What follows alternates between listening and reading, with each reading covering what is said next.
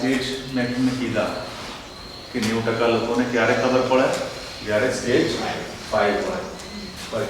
એક case stage 5 માં હોય ને 1550 કેસ તો સ્ટેજ 1 2 માં હોય અને બાકીને કોઈને પણ ખબર પડતી નથી કે ભાઈ મને છે. અને એ જ્યારે ખબર પડે છે ત્યારે આપણે કંઈ કરી શકતા નથી. તો એનો રસ્તો શું છે? અવેરનેસનો રસ્તો કે કોણે કિડનીનો ચેકઅપ કરાવવો જોઈએ, કોને ના કરાવવો જોઈએ, અને જેને કરાવવું જોઈએ એને ટાઈમલી કરાવી લેવું જોઈએ. હવે કોઈ એક લક્ષણ છે કિડનીના રોગનું? આવું નથી. આપણે હાર્ટ એટેક હોય ને, ચેસ્ટ પેન હોય અને અહીંયા જતો હોય, મોડા ઉપર દુખાવો થતો હોય, તો લગભગ હાર્ટ એટેકનો સિમ્પટમ હોય. પણ કિડનીમાં આવું લક્ષણ, એક લક્ષણ કહી શકો તમે? નહીં. આ બધા જ લક્ષણનો સરવાળો, બધા ના હોય પણ અમુક કોમ્બિનેશન તો હોય. એટલા માટે જ કોઈને ખબર પડતી નથી. ટાયર્ડનેસ તો ઠીક છે, બધા જ લગે. આજે તું થાકી ગયો, તો બધાને કિડનીનો રોગ છે? નથી.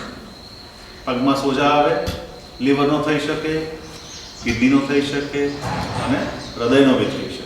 તો પગમાં સોજા બી કિડનીનો નથી. તો આપણને શું હોય? કમજોરી લાગતી હોય, ખાવાનું ન ભાગતા હોય, ઉલટી ઉપકા આવતા હોય, વેટ લોસ, ખાય જ નહીં માણસ તો વેટ લોસ થતો જાય.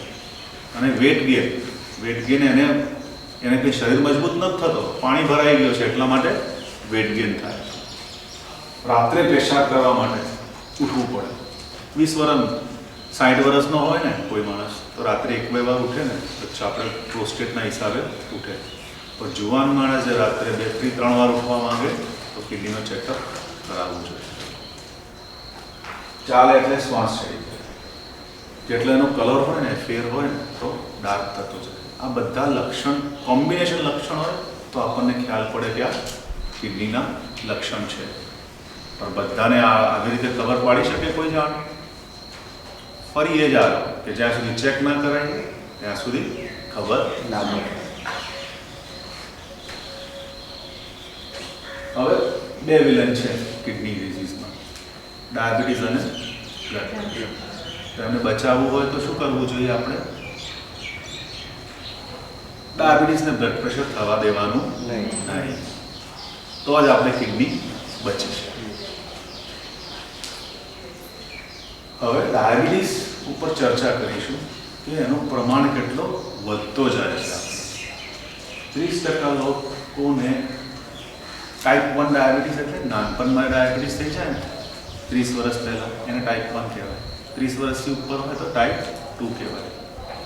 30% લોકોને ટાઈપ 1 ડાયાબિટીસને કિડની ડિઝીઝ થવાની છે અને 10થી 40%ને ટાઈપ 2માં થવાની છે કિડની ડિઝીઝ. એનો રિસ્ક ફેક્ટર શું છે?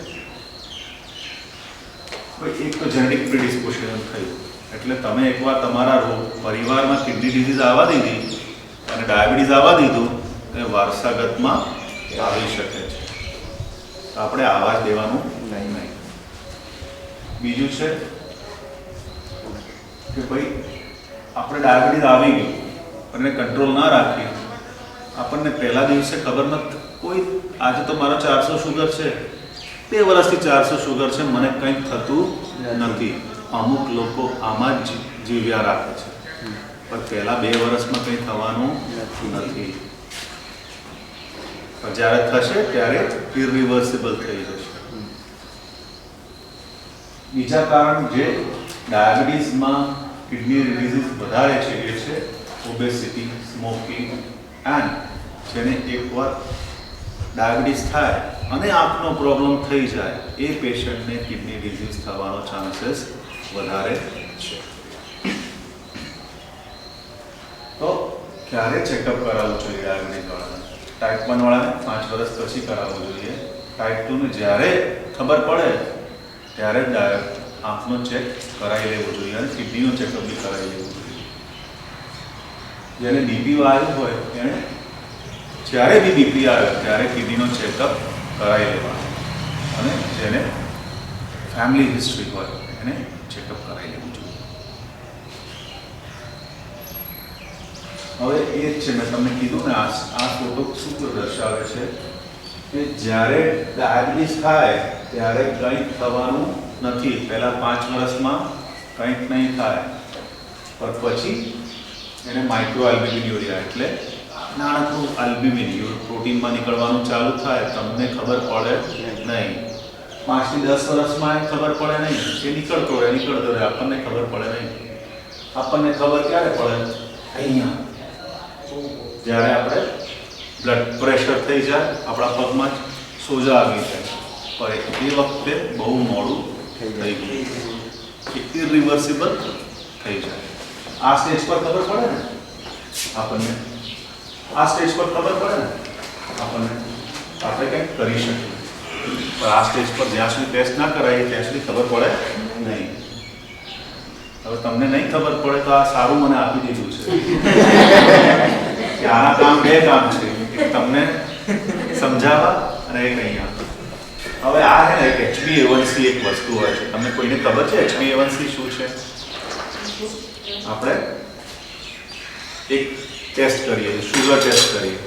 એ શુગર ટેસ્ટ કરીએ એટલે તરત ખબર પડે કે અત્યારે મારી શુગર કેવી છે.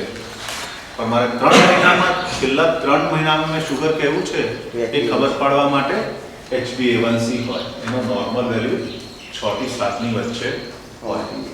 તો 6 થી 7 ની વચ્ચે હોય ને તો રિસ્ક કેટલું છે? ઓછું છે. પર એ રિસ્ક જો તે આ રાખો, HbA1c 12 રાખો તો કેટલા ટાઈમ રિસ્ક વધી જાય? 13 ટાઈમ્સ રિસ્ક વધી જાય છે. પર આપણે જે કંટ્રોલ કરી લઈએ, અહીંયાથી પાછો ગ્રાફ કંટ્રોલ કરી લઈએ તો ફાયદો થાય.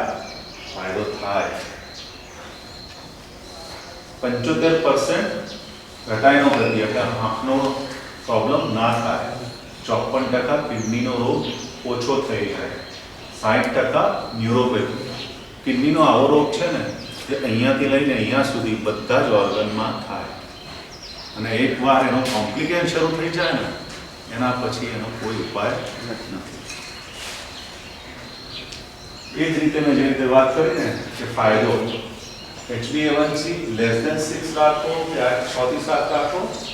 માઇક્રોવાસ્ક્યુલર ડિઝીઝ, માઇક્રોવાસ્ક્યુલર એટલે આંખનો અને કિડનીનો રોગના ચાન્સીસ ઓછા, પર જે આ વધારો તો આ બહુ વધારે થઈ જાય.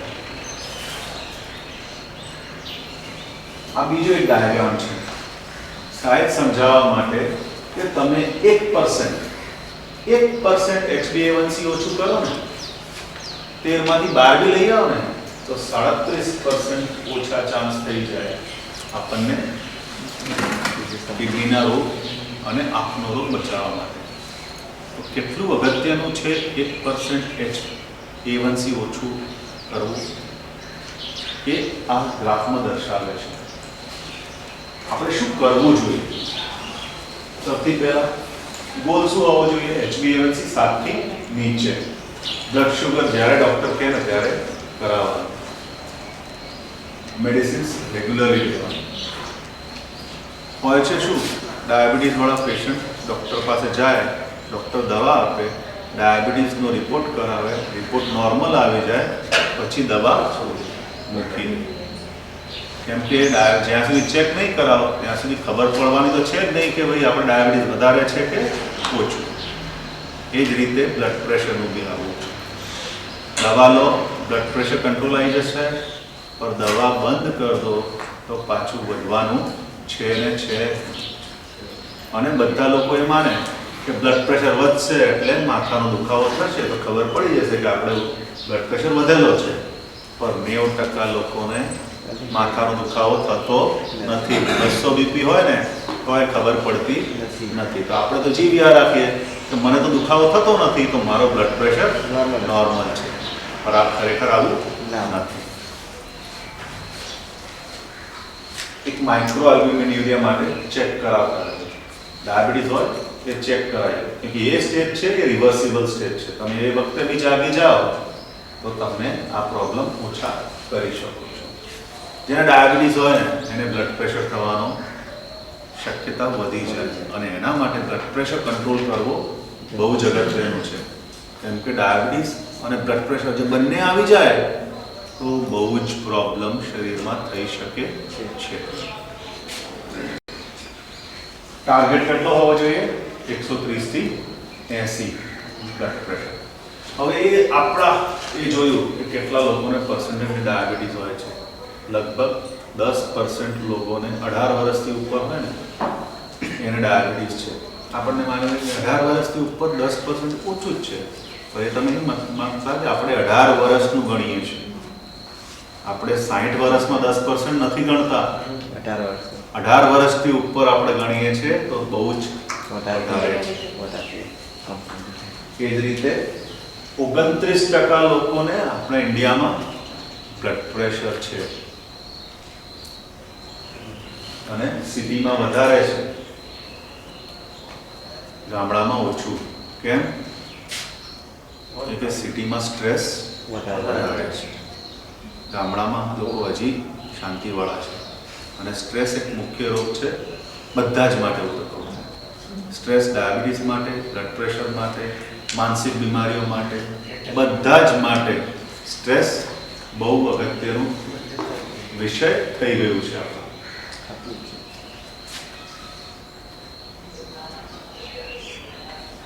મુખ્ય કારણ બ્લડ પ્રેશરનું salt intake. Normal salt intake કેટલો હોવો જોઈએ? કોઈને ખબર છે? 2 ગ્રામ આપણે સોલ્ટ લઈએ ને તો એ આપણે માટે બહુ ઇનફ છે. આપણે કેટલું લઈએ છીએ? Average Indian consumes 11 grams of salt. કેટલા ટકા? 5 times what is required. આપણે લઈએ છીએ બધા જ. ચવાણો ખાઈએ એમાંય સોલ્ટ હોય, બેકરી આઈટમ ખાઈએ એમાંય સોલ્ટ. તમે સવારથી સાંજ જે ખાઓ છો ને એ તમે સરવાળો કરજો કે હવે કેટલી વસ્તુ આમાં છે જેમાં મીઠું છે અને એમાં રિક્વાયરમેન્ટ નથી. આ બધું જ તમને હું સમજાવી શકવાનો નથી. પણ high salt intake leads two progression of CKD. That means ખાલી બ્લડ પ્રેશર ના વધારે, આપણે કિડનીનો પ્રોબ્લેમ હોય ને અને આપણે સોલ્ટ લઈએ તો આપણી કિડની ડિઝીઝ પ્રોગ્રેશન બી વધે. એના કારણો અને સ્ટેપ્સ જુદા જુદા છે, એ જાણવાની જરૂર આપણે નથી. શું કરવું જોઈએ બ્લડ પ્રેશર કંટ્રોલ કરવા માટે? ઓબ્વિયસલી ટાર્ગેટ 130 થી 80 નીચે હોવું જોઈએ. દવા લેવી પડે? યસ, લેવી પડે, લેવી જ જોઈએ. અમુક લોકો દવાના સાઈડ ઇફેક્ટ હોય છે એટલા માટે આપણે દવા નથી લેવી અને એકવાર લઈએ તો ટેપ પડી જાય શરીરને. એ માનસિકતાથી ઉપર આવી જાય. એવી કોઈ દવા બની નથી જેનો સાઈડ ઇફેક્ટ ના હોય. પણ તમને ડૉક્ટર દવા આપે ને તેના સાઈડ ઇફેક્ટ વિચારીને જ આપે કે એનો રિસ્ક બેનિફિટ રેશિયો કેટલો છે. તમને જે બેનિફિટ હશે ને તો જ ડૉક્ટર તમને દવા આપશે. એ માની લેવું કે ભાઈ એકવાર લઈશ તો આખી ઉંમર મારે લેવી પડશે, એ માનસિકતા ખોટી છે. હા, લેવી પડશે પણ તમે હજી એ વર્ક કરી શકશો. જે તમે એક્સરસાઇઝ ચાલુ કરી દો, સોલ્ટ ઇન્ટેક ઓછું કરી દો તો એ શક્યતા છે કે તમે એક ગોળી હોય તો અમુક વખતે તમે ગોળી બંધ બી કરી શકો છો. પણ એ માટે એફર્ટ્સ કરવા પડે. વોક કરવું પડે, એક્સરસાઇઝ કરવું પડે, સોલ્ટ ઇન્ટેક ઓછું કરવું પડે, બધું કરવું જ પડે. ડિસ્ટ્રેસ કરવા માટે જે કરવું પડે, પ્રાણાયામ કરવું પડે. આ બધું કરીને તો આપણે પાછા દવા સાથે બી આપણે ઓછી દવા થઈ શકે અથવા બંધ બી અમુક લોકોમાં થઈ શકે. અને એ જ રીતે આપણને દવા ચાલુ થઈ ગઈ છે ને પછી આ બધું ક્યાં કરવા માંડીએ આપણે, એવું બી નથી. અમુક લોકો એ છે દવા ખાય, દવા ખાઈ લીધી ને હવે તો શું છે, હવે થઈ ગયું છે ને હવે બધું આ બધું કરવાની જરૂર નથી. તો આપણે ટોટલી ડિપેન્ડન્ટ અપોન મેડિસિન બી થવાનું નથી. Obviously medicines are important, they should be taken, they should be regularly taken and should not be stopped without doctors instruction. પર exercise, yoga, optimal way, compliant, આ બહુ જ વસ્તુ ઇમ્પોર્ટન્ટ છે. અમુક લોકો શું કરે, આજે દવા લીધી, બીપી નોર્મલ આવી ગયું 4 દિવસમાં, પછી એક્સપેરિમેન્ટ કરે. એક દિવસ નહીં લઉં ને શું થાય છે જોઈએ આપણે. તો શું હોય છે, નેક્સ્ટ ડે એને બ્લડ પ્રેશર લીધું, એને થયું કે આપણે કાલે કંઈક ફરક ખાસ પડ્યું નથી, તો આપણે દવા લેવાની જરૂર નથી. પણ બધાની દવાની હાફ લાઈફ એટલે એનો અસર આવતા બી અમુક કલાકો થાય, અમુક દિવસો થાય, અને અમુક દિવસો એમને એનો અસર જતા બી થાય. તો પહેલા 2 દિવસ તો એ માપવાનો છે, પછી તો એ માપવાનો નથી. તો એને શું લાગે કે મારો બ્લડ પ્રેશર હવે નોર્મલ થઈ ગયો છે. પણ આવું થાય નહીં. નો ઓર્ગન થ્રેટનિંગ, આવો કોઈ સાઈડ ઇફેક્ટ નથી હોતો કે તમારી દવા લો એટલે આંખ ખરાબ થઈ જાય. દવા ન લો તો ઓબ્વિયસલી તમારી કિડની ખરાબ થવાની છે, તમારો હાર્ટ ખરાબ થવાનું છે, તમારે આંખો ખરાબ થવાનું છે. આવો કોઈ સાઈડ ઇફેક્ટ કોઈ દવાનો હોતો નથી કે લેવાથી આંખ ખરાબ થઈ જાય કે કિડની ખરાબ થઈ જાય. આવું નથી. હવે આપણે આવીએ છીએ ઓબેસિટી ઉપર. કેમ ઓબેસિટી હાઇપરટેન્શન અને હાઇપરગ્લાઇસેમિયાના મુખ્ય કારણ બની ગયું છે અત્યારે. પહેલા ઓબેસિટી ક્યાં હતી? ઓલ્ડ એજમાં 60 વર્ષે હોય ને તો ઓબ્વિયસલી ઓબેસિટી થઈ જાય, કેમ કે બેસિક મેટાબોલિક રેટ ઓછો થઈ જાય, અમુક એક્ટિવિટી ઓછી થઈ જાય. પણ હવે તો જોવા જઈએ તો નાનપણ લોકોમાં, છોકરાઓમાં 2 થી 5 વર્ષ, 6 થી 11 અને 12 થી 19 માં જોઈ લો કેટલા ટકા લોકો ઓબેસ થઈ ગયા છે. કેમ? કેમ કે આપણે અત્યારે બાળકો મોબાઈલ, નાનપણથી 5 વર્ષનો છોકરો મોબાઈલથી રમવાની ટેવ પડી ગઈ છે. બાકી રમવાની કોઈ જરૂર લાગતી કોઈને નથી. અને એક વસ્તુ છે કે જે બી આપણે પેરેન્ટ્સ કરીએ ને એ છોકરાઓને આપણે ગિફ્ટમાં તો આપીએ જ છીએ. ગુસ્સો હોય એ છોકરાને ગિફ્ટમાં મળવાનો જ છે ગુસ્સો, કેમ કે એને એ જ શીખ્યું છે જે એને મા બાપને શીખવાડ્યું હોય. Sorry. So it is a responsibility of all parents, first thing, to be healthy if they want their kids to be healthy. કેમ? જે બંને પેરેન્ટ્સ ઓવરવેટ હશે તો 80% ચાન્સ છે કે એનો છોકરા છોકરી ઓવરવેટ હશે જ. એક હશે તો 40%. અને ઓવરવેટ નહીં હોય ને બંનેમાંથી કોઈ, ચાન્સ કેટલો છે? ફક્ત 9%. That means it is the primary responsibility of parents to keep themselves healthy. હવે એનું કારણ એક તો મેં કીધું મોબાઈલ, બીજો કારણ છે food habits. Pizza, pasta, chips અને એડવર્ટાઇઝમેન્ટ. જ્યાં જઈએ એક મોટો બોર્ડ, આ ખાઈએ એટલે પાવરફુલ બની જઈએ. બરોબર? આવું કંઈ હોતું નથી. અને ટીવી જોતા જોતા આપણી એપેટાઇટ જે છે ને, આપણે ગમે તે કરીએ, આપણે ટીવી જોતા જોતા યુઝ્યુઅલી મંચિંગ કરતા જ હોય, હે ને? આપણે કેટલું ટીવી જોઈએ છે? મિનિમમ 25 કલાક આ એવરેજ છે. અને ઓબેસિટીનું પ્રમાણ 2% પર આવર વ્યુઇંગ રેટ વધારતા જઈએ ને તો એનો 2% આપણો ઓબેસિટીનું પ્રમાણ વધી જવાનું. બધા જ કામ અત્યારે બેસીને થાય છે, આપણે રમતા નથી. કમ્પ્યુટર્સ, ટ્રાન્સપોર્ટેશન, આપણે ચાલતા જ નથી, સાયકલ ચલાવતા જ નથી. સેડેન્ટરી લાઈફસ્ટાઈલ, કિક મારી અથવા કિકે મારતા નથી. હવે સેલ્ફ સ્ટાર્ટ આવી ગયું છે એટલે કિક મારવાની એ જફા નથી, એટલે કંઈ કેલરી બંધ થવાની જ નથી. અને પછી આપણે જીમ જઈશું, ત્યાં વિચારીશું કે ભાઈ કરી લઈશું. આવું નથી હોતું. રૂટીન ડેલી એક્ટિવિટીમાં તમારું એક્સરસાઇઝ અને વોકિંગ હોવું જ જોઈએ. હવે ઓબેસિટી શું કરે છે? 10 times the risk of diabetes વધારી દે છે. બ્લડ પ્રેશર કેટલા %? 16 થી 19 વર્ષમાં જે ઓબેસ હોય તો 20% લોકોને બ્લડ પ્રેશર થઈ જાય છે.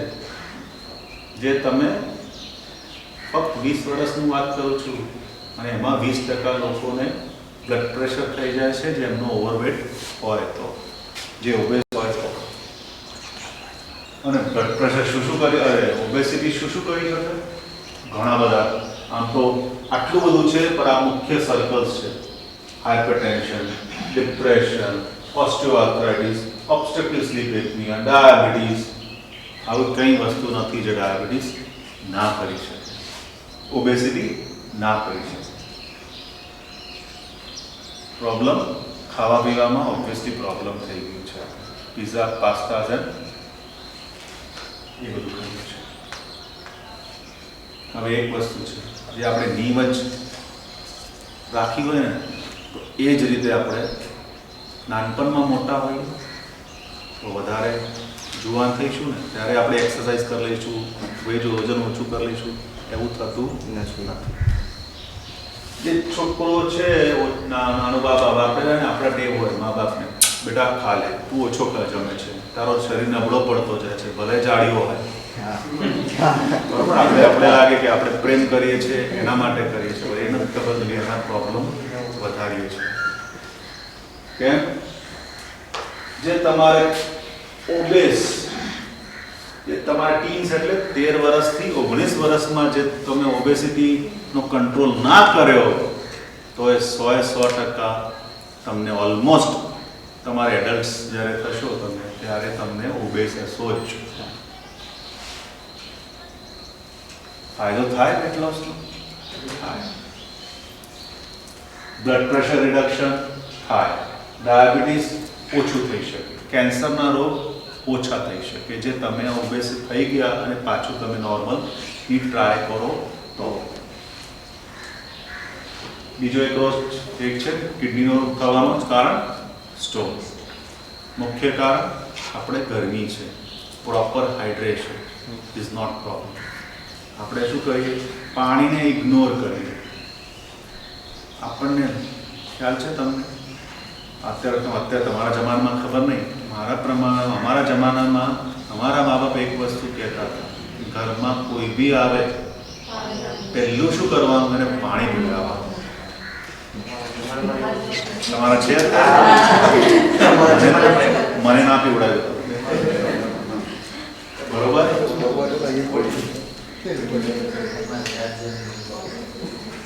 હવે શું યુઝ્યુઅલી શું કરીએ છીએ આપણે? સ્ટોન હોય ને, હા આપણે તો નીકળતો રહે યાર, કંઈ થતું નથી, એવું નથી. સ્ટોન હોય ને નીકળતા રહે, એના કારણ શોધો કે શું કારણ છે. ફેંકી નહીં દેવાની, પથરી ઉપાડો ને ફેંકી દો નહીં, એને તપાસ કરાવો. અને બીજો એક પ્રોબ્લેમ છે યુરિનમાં બળતરા. આપણે બધા એ જ વિચારીએ પાણી ઓછું પીધું છે ને એટલા માટે બળતરા થાય છે, બાકી કંઈ પ્રોબ્લેમ નથી. આવું નથી. જે થયું હોય યુરિન ઇન્ફેક્શન, તમારા ડૉક્ટર પાસે જાઓ અને ઇવેલ્યુએટ કરાવો, કેમ કે લાંબા ગાળામાં એક વસ્તુ સારી નથી. બીજી વસ્તુ છે, આપણે નારિયેળ પાણી પીવતા નથી, છાશ પીતા નથી, કોલ્ડ ડ્રિંક પીએ છીએ. કોલ્ડ ડ્રિંકથી લેવાથી બી કિડનીના રોગો વધી શકે છે. કેમ? ડાયાબિટીસ થાય, બ્લડ પ્રેશર થાય, ઓબેસિટી થાય, કેમ કે એમાં એમ્પ્ટી કેલરીઝ છે. હવે વસ્તુ આવી સ્ટ્રેસ. સ્ટ્રેસના કારણે બી કિડનીના રોગો વધે છે. અને સીકેડી પ્રોગ્રેશન 23% વધારો છે, જે એને માણસ સ્ટ્રેસ લે ને તો 23% વધારો કિડનીના પ્રોગ્રેશનમાં. Next is analgesic nephropathy. આ શું છે? દુખાવો થાય એટલે ગોળી લઈ લેવાની.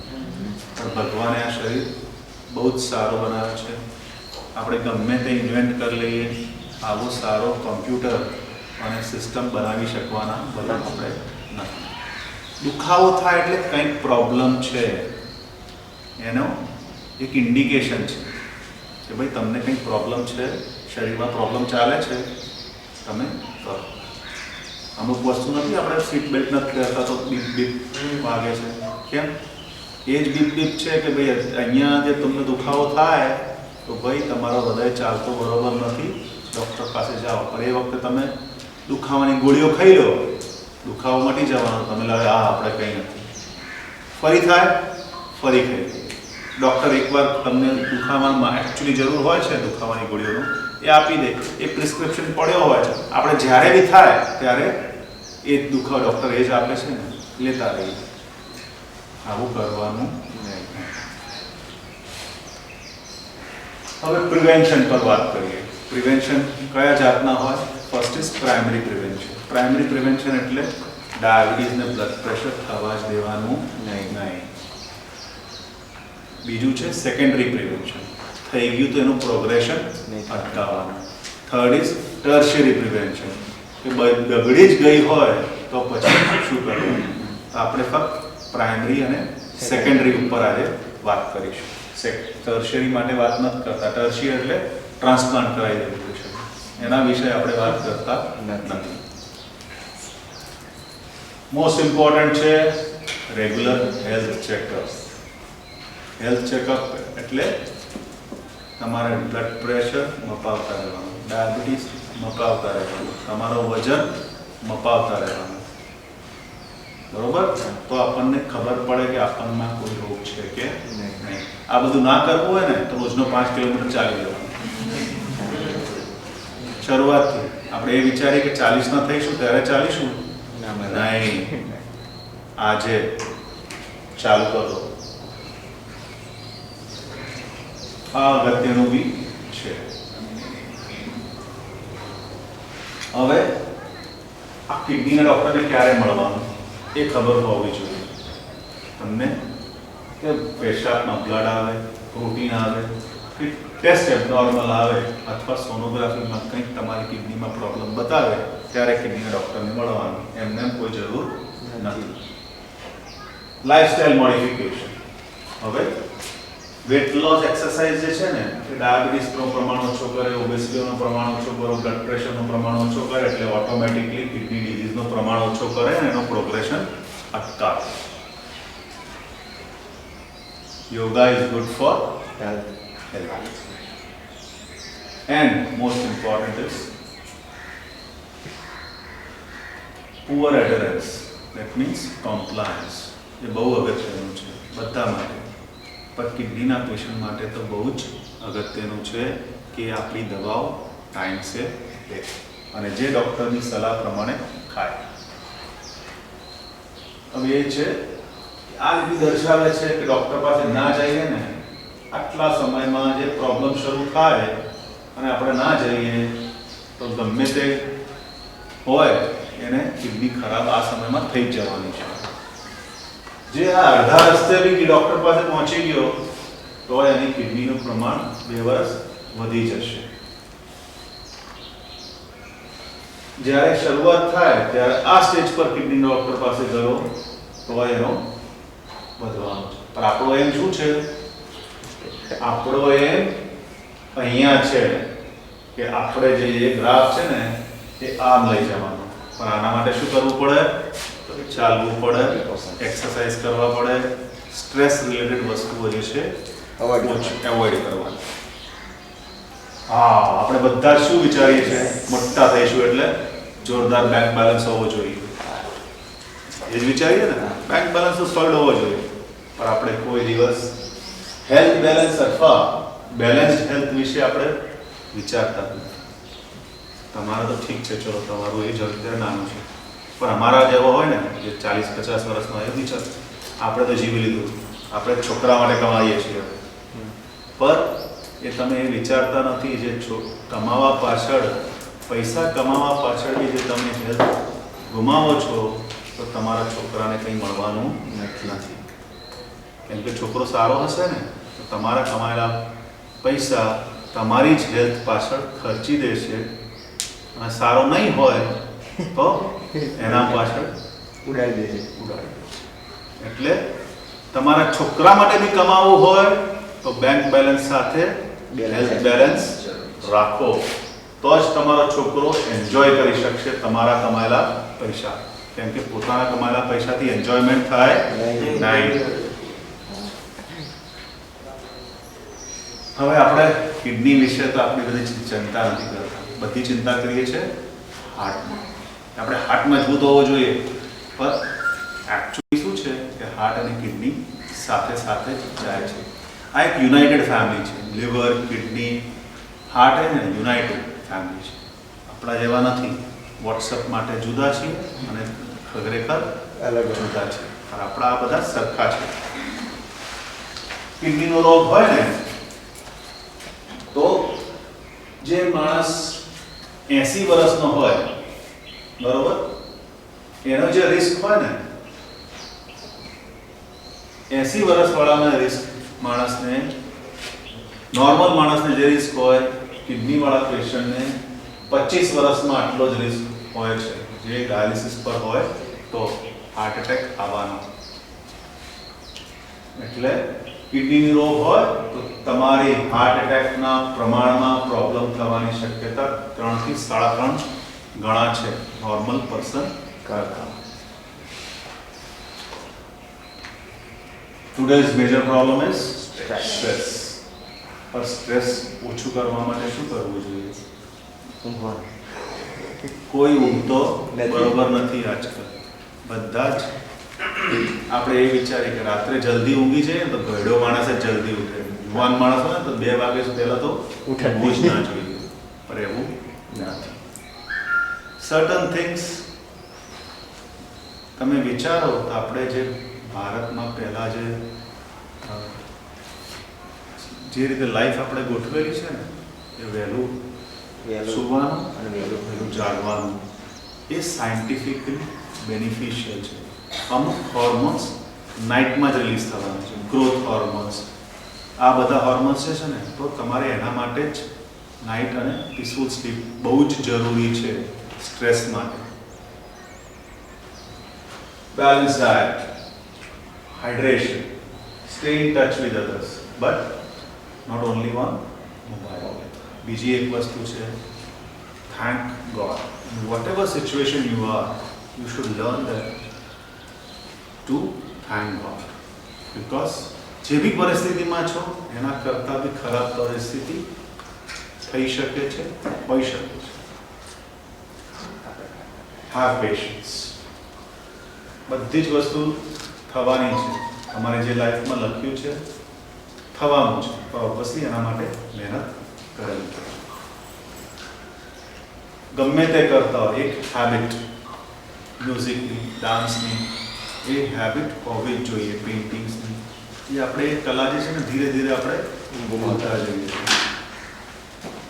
લાસ્ટલી, હવે નેગેટિવ મીડિયા, એટલે જે બી વાંચીએ છીએ ને, છાપાઓમાં નેગેટિવ ન્યૂઝ વધારે હોય છે, પોઝિટિવ ન્યૂઝ ઓછી હોય છે. એનાથી દૂર રહેવાનું. હવે આ એક છે નોટ્સ ટુ માયસેલ્ફ છે. આપણે શું શોધીએ છીએ? હેપીનેસ. આપણી લાઈફમાં એ છે ને, આપણે that is most important also, but to be happy you have to stay healthy. Learn to seek and give blessings. બરોબર? આપણે કોઈ આપણને કહે ને કે જા આજે તારું સારું જ થશે, આપણને એકચ્યુઅલી ફીલ ગુડ ફેક્ટર આપે છે, પણ એના પ્રમાણમાં કોઈ આપણને કહે સારું થશે એટલે આપણે સારું બનવું પડે તો જ લોકો આપણા આશીર્વાદ આપે. બીજાને જે દિવસે આપણે એ સમજી જઈએ ને યાર કે ખુશી બીજાને હેલ્પ કરવામાં છે, એ દિવસે તમે ખુશીની ચાવી તમને મળી જશે. બીજી વસ્તુ છે, nobody can make you happy other than you yourself. Do what makes you feel happy. દરેક માટે જુદું જુદું છે, બરોબર? અને તમને ખખડાવવા માંગતું હોય તો હું તમને ખખડાવું, પણ મને તમને એજ્યુકેશનમાં હેપીનેસ મળે છે, એટલા માટે એવું કરું છું જે મને હેપીનેસ. બધા શું કહે છે કે આપણે એ દિવસે આપણે જે વખતે બની જઈશું ને એ દિવસે આપણે બહુ ખુશ થઈ જઈશું. એવું નથી. You enjoy the journey. rather than waiting for that destination which will make you happy. The destination never makes you happy. The journey towards the destination makes you happy. Play sports. Sports એટલા માટે નહીં રમવાનું કે આપણે ક્યાંક cricketer બની જાય, આપણે વિરાટ કોહલી તો બની જ જવાનું. વિરાટ કોહલી બનવા માટે નથી રમવાનું. બટ સ્પોર્ટ્સ જે છે ને એ તમને ઘણી બધી વસ્તુઓ શીખવાડે છે લાઈફમાં. અને દરેક હ્યુમન બિંગ આપણી લાઈફમાં દરેક human being is born for purpose. Find out that purpose in your life that will make you happy. સક્સેસની ડેફિનેશન દરેક માટે જુદી છે. તમે તમારી ડેફિનેશન પોતે લખો. Plan your each day. બરોબર, કાલે શું કરવાનું છે ને એ પહેલાથી થોડું પ્લાન કરો તો સક્સેસ મળશે. એ કામ કરો જે તમને તમારા પપ્પા મમ્મી તમારા ઉપર ગર્વ કરે. એ કામ સારું જશે, એમાં સક્સેસ મળશે. Give your best. જે બી કરો but give your best. Not to be a part of any rat race. Be different. Do what suits your mind. આપણે કરતા જઈએ ને આપણને લાગે કે નહીં આ ખરેખર કરું છું પણ મને ગમતું નથી, પણ આપણે કંઈ વાંધો નહીં, આ ખોટું છે પણ હું કરું છું, કરવું પડે છે. નહીં, આવું કોઈ વસ્તુ નથી જે તમારે કરવી પડે. You find out ways. There are ways. Learn to express yourself. આપણે દરેક વસ્તુ શું છે કે તમે જોયું છે કોઈ બી ટીમનો કોચ જે છે ને એ મોસ્ટલી સક્સેસફુલ કેપ્ટન કદી હોતો નથી. It is usually failures. કેમ? કેમ કે એમને ખબર છે કે કંઈક વસ્તુ જે વસ્તુ મેં રાઈટ ટાઈમ પર નથી કરી, let me get it done by my team. So ખાલી સક્સેસ સ્ટોરીઝ વાંચો નહીં, ફેલિયર સ્ટોરીઝ વાંચો. એમાં ખબર પડશે યાર કે કોને શું મિસ્ટેક કરી છે, તો હું એ મિસ્ટેક ના કરું. Try to keep the balance in the life, all aspects. ફક્ત પૈસા કમાવાથી ખુશી નહીં મળે, જિંદગી સક્સેસ નહીં મળે. Know your weakness and strength both and work on both. તમે સ્ટ્રેન્થને ઇગ્નોર, આ તમારી સ્ટ્રેન્થ છે એના ઉપર વર્ક નહીં કરો તો that will become your weakness. અને હું અહીંયા વીક છું એના આપણે જવા દો યાર, આમાં તો હું બહુ વીક છું, તો એમાં તમે વીક જ રહી જવાનું છે. તો બંને ઉપર કામ કરવાનું. જિંદગીમાં કયું શું લેવું શું લેવું એ બી બહુ અગત્યનું છે. But most important is earn respect. એ તમારા વારસાગતમાં મળવાનું નથી. રિસ્પેક્ટ તમારે અર્ન કરવું. Respect and jealousy never comes through your parents. Jealousy સારી વસ્તુ છે but if taken in a positive manner. Again help others in whatever way you can. અને એક છે be a teacher in life. That means my student feeling કહેવાય, મારો છોકરો છે વધશે આગળ, એ જ રીતે બધા મારો ફ્રેન્ડ છે વચ્ચે. that feeling જગાડો. that will give you happiness. ઘણી બધું લાગવાનું લિસ્ટ છે બટ મોસ્ટ ઇમ્પોર્ટન્ટ છે કે સ્ટ્રેસ તો કોપ અપ કરવું જ પડશે. દરેક વસ્તુ, દરેક માણસનો સ્ટ્રેસ રિલીવિંગ જે છે ને વસ્તુ જુદું છે. પણ તમે માનો કે સિગરેટ પીવાથી સ્ટ્રેસ દૂર થાય છે તો એ વસ્તુ ખોટી છે. એનાથી જેટલું એવોઇડ દૂર રહો એટલું સારું છે. કેમ કે એ ટેવ છે, એ ખરેખર ટેવ છે. કેમ કે તમારો મગજ એના વગર એકવાર જે ટેવ પડી જાય તો એના વગર ચાલવાનો નથી. દરેક મૂવીમાં એક સિસ્ટમ, એક વસ્તુ ખોટી બતાવવામાં આવે છે કે હીરો હિરોઈનને સ્ટ્રેસ થાય ને તો દારૂની બોટલ તો આવે જ છે. પર એ બહુ જ ખોટું છે.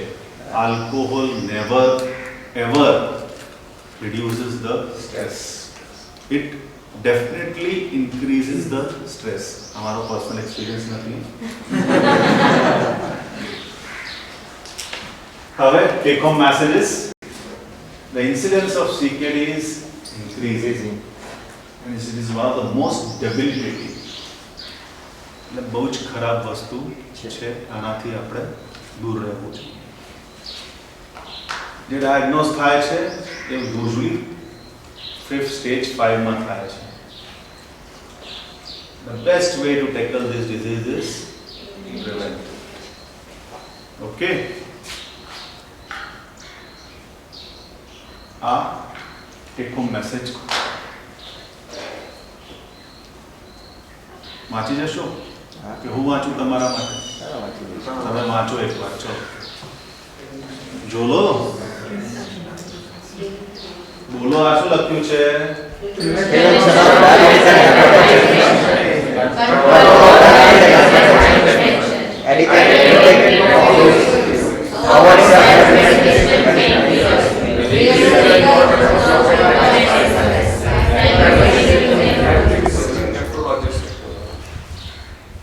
Thank you.